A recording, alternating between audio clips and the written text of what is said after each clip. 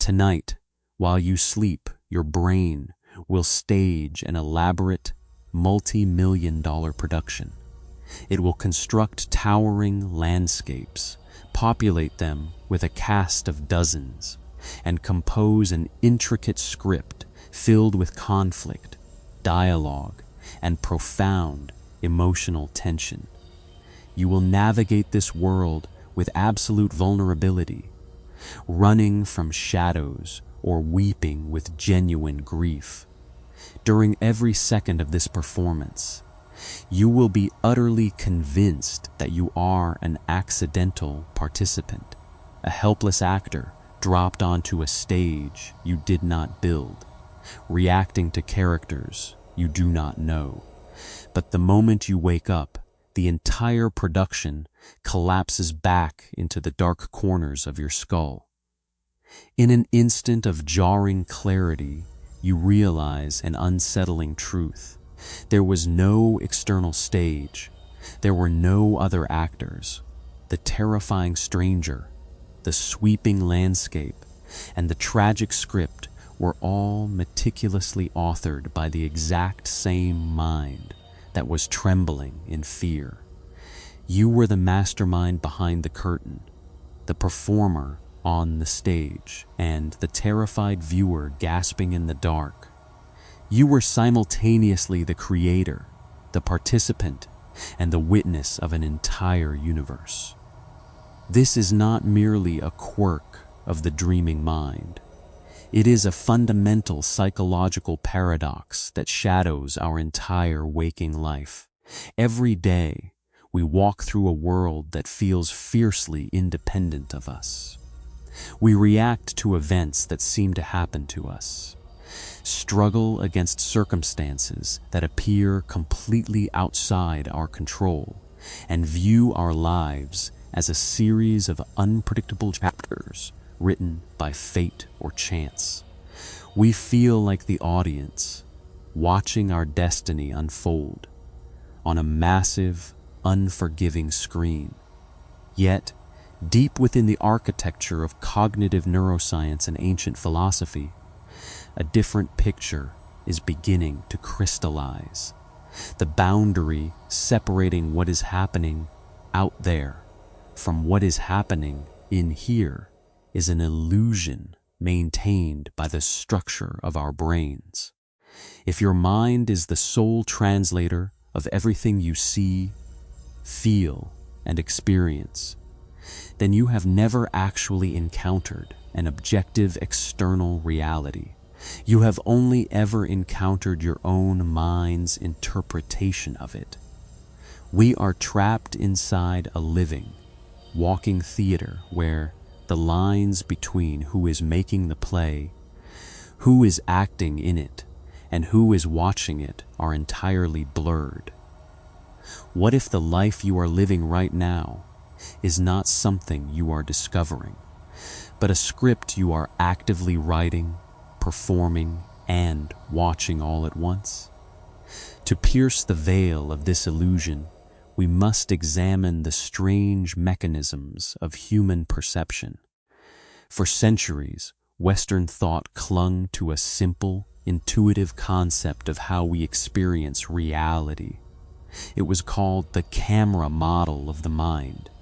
The theory suggested that your eyes were lenses, your ears were microphones, and your brain was a passive screen reflecting an objective, external world.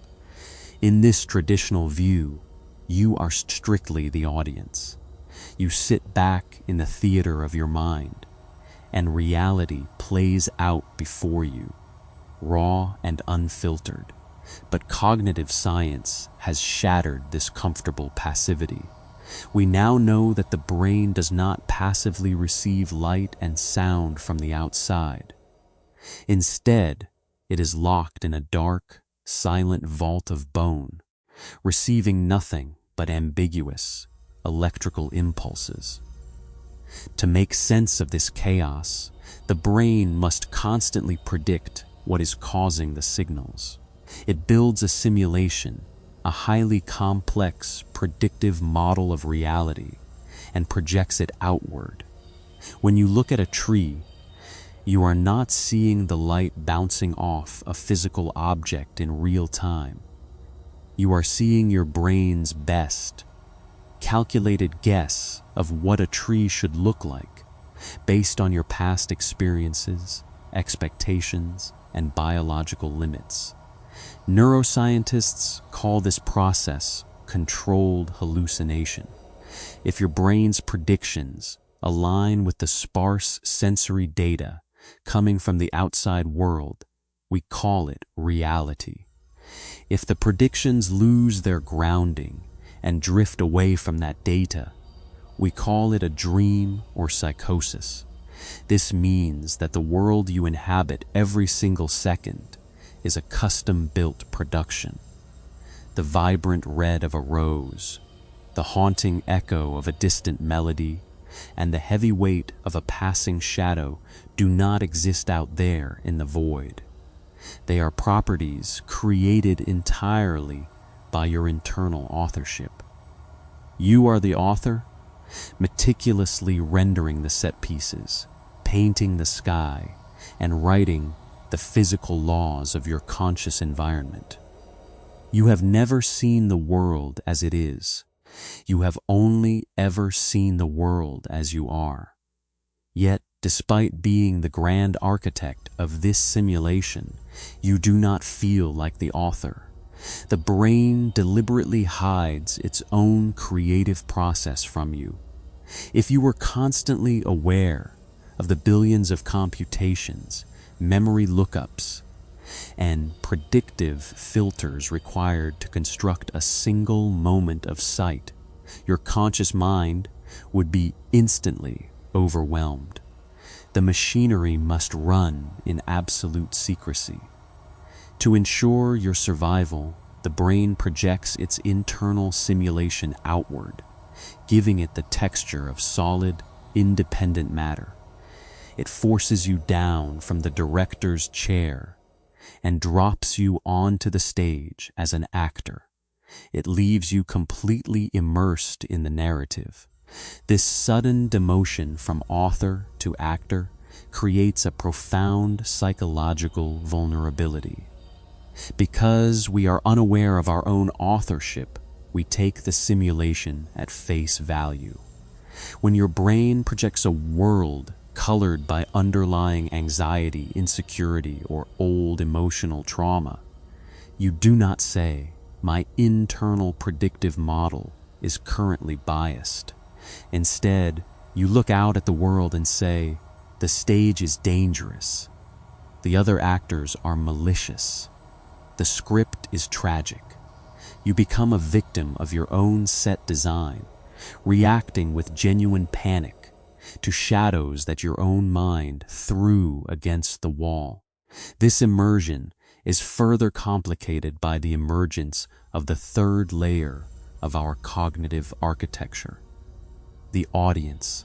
Human consciousness possesses an extraordinary, almost haunting capacity for self-reflection. We do not just act, we observe ourselves acting. As you walk through your day, there is a quiet, background witness that monitors your performance. It notices when your voice trembles during a meeting, registers the sudden spike of guilt when you make a mistake, and watches your posture slouch when you feel defeated. This witness is the ultimate critic in the theater, evaluating every line spoken and every movement made on the stage of your life. This internal audience is not neutral. It is highly opinionated, armed with a lifetime of cultural conditioning, parental expectations, and evolutionary fears. When the actor on the stage stumbles, the audience inside your head immediately begins a harsh, running commentary.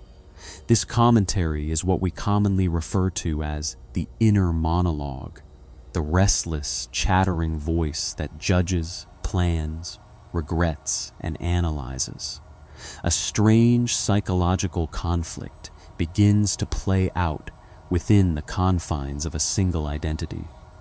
The actor is desperately trying to perform, while the audience is throwing insults from the balcony, and the author behind the scenes is quietly adjusting the lighting to make the entire tragedy look more convincing. We find ourselves caught in a hall of mirrors, running in circles around our own creation. We forget that the critic judging the performance, the actor stumbling on the stage, and the director who wrote the script are all using the exact same pool of mental energy. This structural division of the self is not a design flaw. It is a highly sophisticated strategy for navigating interpersonal survival. In the wild, complex landscape of human society, we must be able to predict how others will perceive us. We must run internal simulations of our own behavior before we execute it. By splitting our identity into the author who plans, the actor who executes, and the audience who evaluates, our biology created a mechanism for rapid, fluid self-correction. But when this mechanism becomes too rigid, the theater becomes a prison.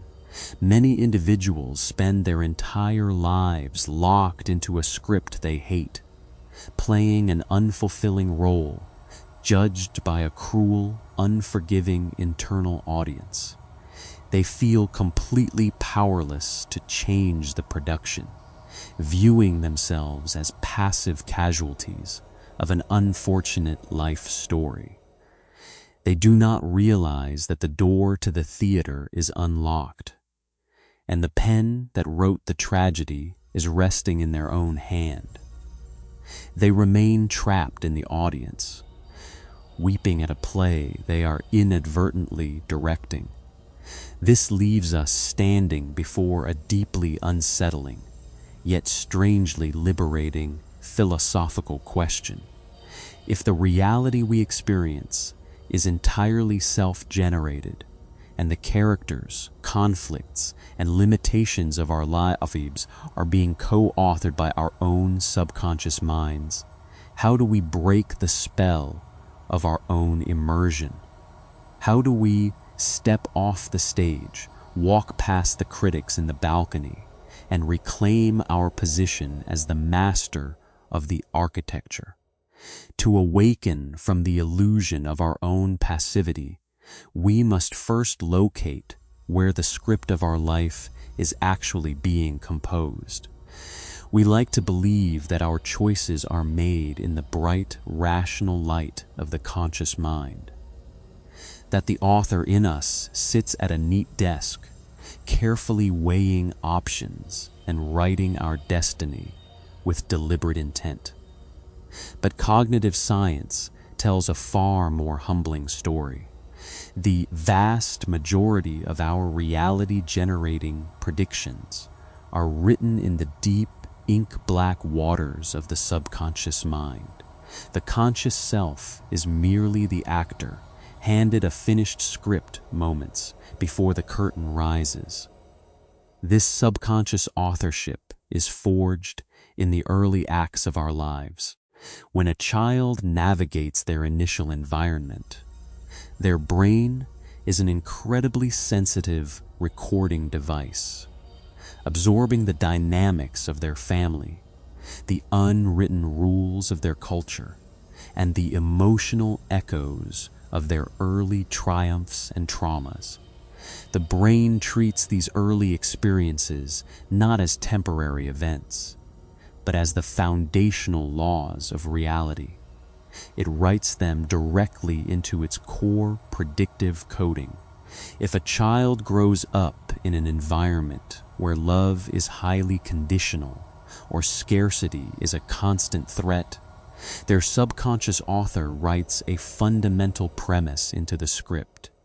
The world is an arena of conditional validation and systemic lack. Decades later, the adult actor steps onto the stage of everyday life, completely unaware of this deeply buried premise. The adult enters a boardroom, a relationship, or a creative endeavor, and suddenly feels an overwhelming sense of anxiety or defensive hypervigilance. They believe they are reacting rationally to the objective facts of the present moment, to a cold look from a colleague or a delayed text message from a partner. But in truth, their subconscious author has already adjusted the stage, lighting, altered the tone of the other actors, and slanted the narrative toward rejection. The brain is executing a phenomenon known as confirmation bias on a systemic biological level. It actively screens out sensory data that contradicts its core script and magnifies data that confirms it. We do not see the world as it is. We see the world as our subconscious author predicted it would be, based on old, outdated scripts. This creates a terrifyingly circular psychological feedback loop. The subconscious author writes a script of insecurity. The brain projects a reality reflecting that insecurity. The conscious actor experiences that reality with total immersion, reacting with defensiveness or withdrawal, and the internal audience watches the resulting disaster, sighing in the dark and saying, "See, I knew it. The world really is against us." The performance validates the script, and the script guarantees the next performance. This hidden pattern is what the Swiss psychologist Carl Jung meant when he observed that until you make the unconscious conscious, it will direct your life and you will call it fate. The moments we label as bad luck, repetitive relationship failures, or inescapable career ruts are often just our own subconscious predictions demanding to be staged. The brain craves predictability over happiness. To the predictive coding networks of the mind, a familiar tragedy feels infinitely safer than an unfamiliar paradise. The actor will willingly sabotage their own success, break their own heart, and alienate their own allies simply to ensure that the performance matches the script the author wrote 20 years ago. But this psychological division introduces an intense internal conflict, a friction that shatters our mental peace. This conflict arises because the actor and the audience are often pulling in entirely different directions. The actor on the stage wants to be bold, creative, and free. It wants to speak up, take risks, and experience deep connection. But the internal audience, the inner critic sitting in the shadows, is terrified of the social consequences of a bad performance. It remembers every time the actor was mocked, rejected, or shamed in the past. To protect the self from social exile, the inner audience becomes a hypercritical tyrant, shouting warnings from the dark, analyzing every gesture, and paralyzing the actor with self-doubt. This state of paralysis is what we commonly experience as self-consciousness or stage fright in the theater of daily life. When you become acutely self-conscious, your attention is violently split. You are no longer fully immersed in the action on the stage. Instead, a massive portion of your cognitive energy is sucked into the audience, watching yourself through the critical eyes of an imagined observer. You become a spectator of your own existence. This split attention ruins the performance. Your movements become stiff.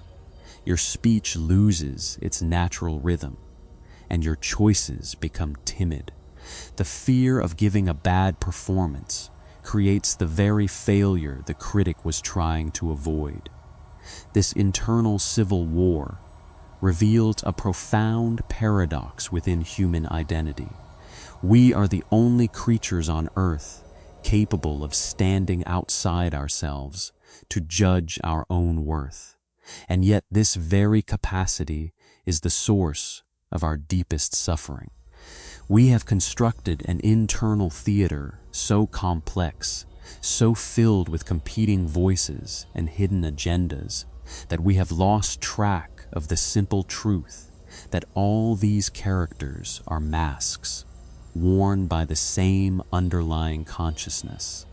If this psychological division is an evolutionary strategy gone awry, then the path to freedom cannot lie in fighting the inner critic or forcing the actor to perform harder. It must lie in a radical shift of perspective. What happens to the entire production when the spectator in the dark suddenly realizes that the terrifying play it is watching is a story it has the power to rewrite? To understand how we might bridge this internal divide, we must step outside the modern laboratory and realize that humanity has been wrestling with this exact theatrical paradox for millennia.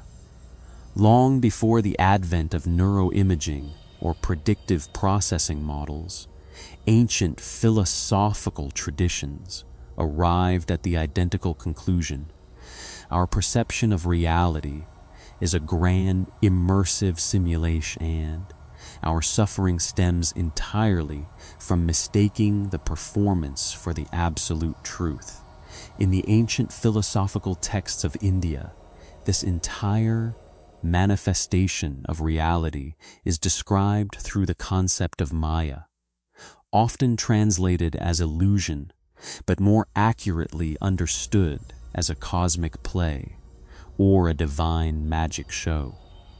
According to this framework, the ultimate consciousness behind the universe is not a distant, judgmental deity sitting outside of creation. Instead, it is an infinite creator that deliberately chose to fracture its awareness, casting itself into countless independent roles to experience the thrill of discovery, conflict, and resolution. The universe is a vast, multi-dimensional theater where the supreme author plays every single part simultaneously. It is the hero, the villain, the blade of grass, and the distant star. To make the game interesting, the author undergoes a deliberate, profound cosmic amnesia. It hides its true identity from itself, throwing its awareness completely into the finite, vulnerable perspective of the actor on the stage. When you forget you are in a play, the stakes become absolute. If an actor on a physical stage is handed a script where their character faces financial ruin or a broken heart, they do not weep genuine tears of despair behind the curtains. They play the part with intensity, but deep down, they remain anchored in a quiet, immovable peace. They know that when the house lights come up, the tragedy will dissolve, the villain will shake their hand, and they will walk out of the theater untouched by the wounds of the script. But when the cosmic amnesia is total, when the actor believes the stage is the only reality that ever was or ever will be, the performance becomes an agonizing struggle for survival. Every critique from the audience feels like a mortal wound. Every twist in the plot feels like an existential threat. This ancient metaphysical perspective finds a haunting structural parallel in the history of Western storytelling, most notably in the concept of the play within a play. When William Shakespeare wrote Hamlet, he introduced a scene where a troupe of actors performs a tragedy before the royal court. Hamlet uses this performance to observe the reactions of his uncle, the king. The real audience sits in a physical theater in London, watching actors play Danish royalty, who are themselves sitting down to watch a second layer of actors perform a fictional murder. In that moment, the boundaries of reality begin to warp. The physical audience is forced to confront a dizzying realization. If the characters on the screen or the stage can be completely deceived by an illusion within their own world, who is to say that the world we return to after the curtains fall isn't just another layer of the exact same theater? This layering of reality is not a mere literary device. It is a precise map of our psychological architecture. Within the human psyche, we maintain an identical hierarchy of stages. Your outermost life, your career, your social status, your material possessions is the main stage. You pour immense energy into ensuring this performance looks successful to the external world. But right behind that curtain lies a second, more intimate stage. The theater of your private thoughts, where you constantly rehearse conversations, reenact old arguments, and perform for the unseen critics of your memory. And behind that stage sits a third, even deeper level, the silent, unblinking witness that simply watches the thoughts themselves. The tragedy of the modern human condition is that we have become completely trapped on the first two stages. We are so busy frantically reciting our lines and arguing with the critics in our heads that we have completely lost touch with the third layer, the quiet spectator in the deepest recess of the auditorium. This spectator is what ancient traditions call the true self, or the witness consciousness. Unlike the inner critic, which is loud, neurotic, and desperately attached to the outcome of the play, the witness does not judge the performance. It does not care if the actor delivers a flawless monologue or stumbles over their lines. It simply observes. It illuminates the joy, the terror, the confusion, and the peace of the human experience with the exact same unyielding, compassionate clarity. It is the only part of you that remains entirely unmoved by the script of your life.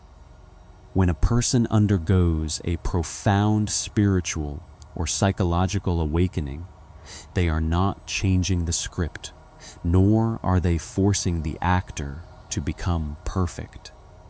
Instead, they are experiencing a radical shift in their center of gravity. They are sliding backward, out of the frantic body of the actor, past the chattering balcony of the inner critic, and dropping deeply into the silent chair of the witness. From this vantage point, the entire nature of reality changes. The problems that once felt like existential emergencies are recognized as mere plot points in a grander narrative. The crushing weight of the performance lifts, replaced by a sense of profound cinematic awe. You realize that you have spent your whole life weeping at a tragedy that you yourself are projecting onto the screen. But this realization introduces a profound, creative tension. If we discover that we are the silent witness behind the entire production, we cannot simply exit the theater and abandon the performance. We are still housed within a biological vessel. The curtains are still up and the lights are still burning on the stage. How do we take this explosive philosophical revelation and bring it down into the practical, messy, everyday reality of our human lives? How does a person walk into an office, manage a relationship, or face a personal crisis differently once they know they are simultaneously the author, the actor, and the audience? Bringing this grand realization down from the heights of abstraction and onto the concrete pavement of everyday life requires a fundamental shift in how we handle our psychological momentum. We do not need to burn down the theater or find a new cast of characters. Instead, we must learn to execute what world-class directors call a creative intervention. The precise moment where the creator steps onto the set, pauses the cameras, and fundamentally shifts the tone of the production. In the chaotic landscape of our careers and modern relationships, this intervention begins with the practice of cognitive reframing, viewed through a cinematic lens. When you are caught in a moment of intense real-world pressure, such as an intimidating confrontation with an employer or a painful misunderstanding with a loved one, your natural instinct as an embedded actor is to panic. Your heart rate accelerates, your defenses go up, and you read the scene as an unmitigated disaster happening to you. But the moment you remember your tripartite identity, you gain access to a powerful psychological pause button. You can step back into the director's chair and ask a transformative question. If I am the author of this experience, why did I write this scene? What is this conflict trying to reveal about the character I am playing? This simple pivot completely rewrites the emotional landscape of the mind. Suddenly, you are no longer a victim trapped in a hostile environment. You are an artist engaged in a profound moment of character development. The difficult person standing across from you is no longer an existential enemy trying to destroy your peace. They are a perfectly cast antagonist, precisely designed by the narrative demands of your life to expose your hidden vulnerabilities, test your boundaries, and force your character to grow. The focus shifts away from winning the argument and moves toward understanding the lesson. You stop trying to manipulate the other actors on the stage and start transforming the internal script that brought you into conflict with them in the first place. This realization alters how we approach the paralyzing phenomenon of perfectionism. Most people are frozen by a profound fear of failure because they believe their life is a live television broadcast with no room for error. Their inner critic acts like a ruthless network executive, threatening to cancel the show the moment a line is dropped or a cue is missed. But when you recognize that you are also the sole audience member of your life's production, the pressure vanishes. You realize that the only critic you have been running from is a shadow cast by your own mind. The theater is empty. There is no one to impress, no one to disappoint, and no one holding a scorecard in the dark. This understanding transforms failures from fatal catastrophes into mere outtakes, necessary, collaborative experiments on the way to a more profound performance. You allow yourself to experiment with new ways of being, to speak up when you would normally stay silent, and to walk away from roles that no longer serve your creative evolution. The script becomes elastic. You realize that a bad scene does not equal a bad movie, and that some of the greatest masterpieces in cinematic history were built entirely on a series of inspired improvisations. Furthermore, this perspective changes our relationship with the past. Many individuals carry a deep, quiet grief over previous chapters of their lives, constantly looking backward and wishing they could edit out old betrayals, missed opportunities, or embarrassing missteps. They treat these memories like a permanent stain on their record. But an author knows that a story's meaning is never determined by a single chapter. It is determined by the conclusion. A moment of profound tragedy or profound mistake in the first act of a film can become the very source of redemption, strength, and beauty in the third act. By changing who you are now, you retroactively change the meaning of everything that came before. You rewrite your history not by altering the facts, but by turning your old wounds into the essential backstory that made your current wisdom possible. This brings us to a radical new understanding of human autonomy. You are no longer required to play the role that your childhood, your culture, or your past traumas assigned to you. You are not a mechanical puppet reciting lines written by a long-dead version of yourself.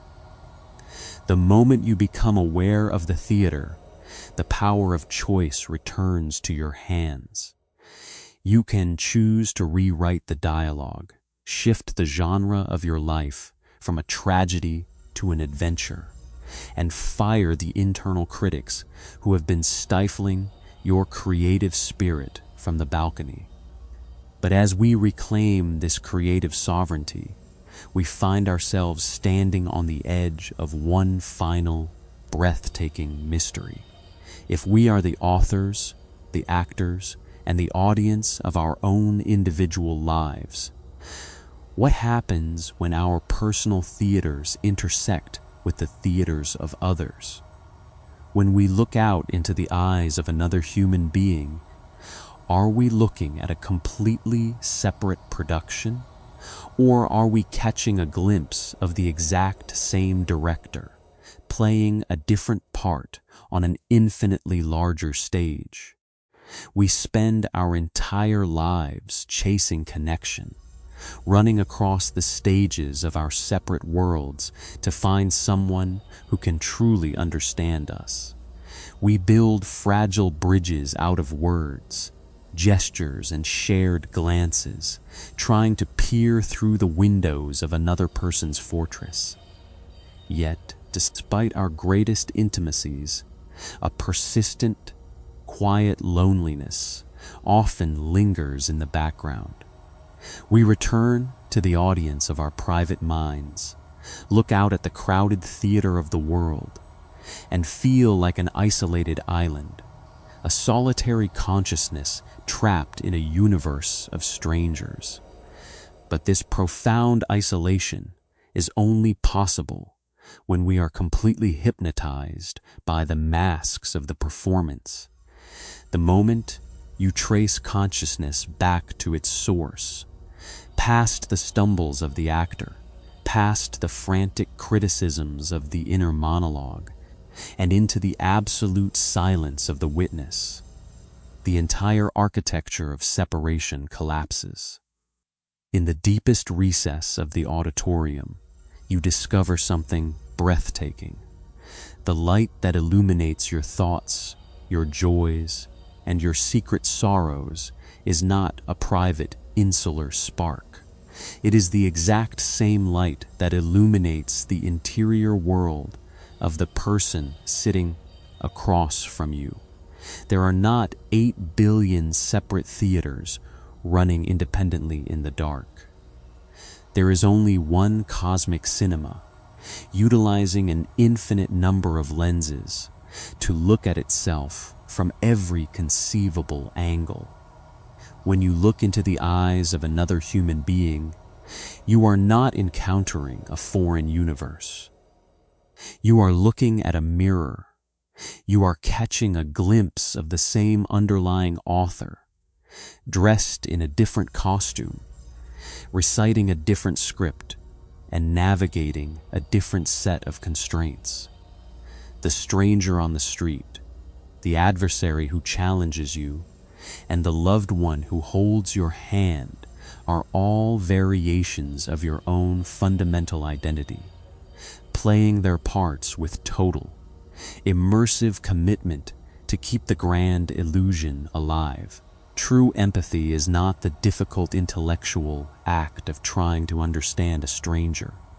It is the sudden, shocking recognition of yourself behind an unfamiliar mask. This realization delivers the final, shattering blow to the ego's lifelong suffering. You no longer have to protect a fragile identity against a hostile world, because you realize that the world and the self are two sides of the same creative coin. The boundaries between the creator, the participant, and the observer dissolve completely into a state of profound, unshakable unity. You are the pen that writes the destiny, the feet that walk the path, and the eyes that weep at the beauty of the journey. We walk through the world with our eyes wide open, searching the horizon for a grand revelation, completely blind to the masterpiece we are actively rendering with every single breath. You do not need to wait for the curtains to fall to discover who you are. You do not need to finish the script, perfect the performance, or appease the critics in the balcony. Right here, in the middle of the noise, the chaos, and the unfinished business of your daily life, you can step back into the absolute stillness of your own presence. You can look out at the magnificent, unfolding drama of your existence with a sense of quiet, cinematic awe. The play is moving, the lights are burning, and the performance is spectacular. And the moment you remember who you are, you can finally sit back, smile into the dark, and simply enjoy the show.